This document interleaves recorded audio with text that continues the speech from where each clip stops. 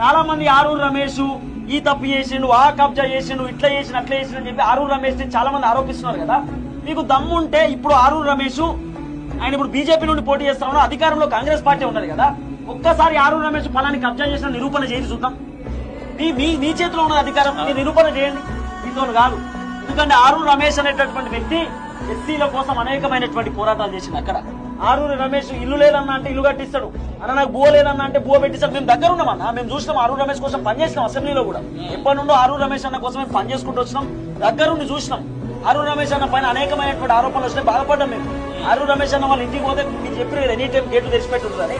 ఆరూరు రమేష్ అన్న ఇంటి ముందు గేటే ఉండదు అసలు. ఇట్లా ఎప్పుడు పోయినా కూడా ఆల్ టైం అలా లోపడి పోవచ్చు, ఆరూరు రమేష్ అన్నతో కూర్చొని మాట్లాడవచ్చు.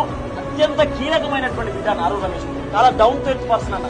ఎన్ని కాంట్రాక్టులు ఇన్నా, ఎన్ని సంపాదించిన ఏం చేసినా కూడా Aruru Ramesh out right public కోసం పోరాటం చేస్తూ వచ్చిండు. అలాంటి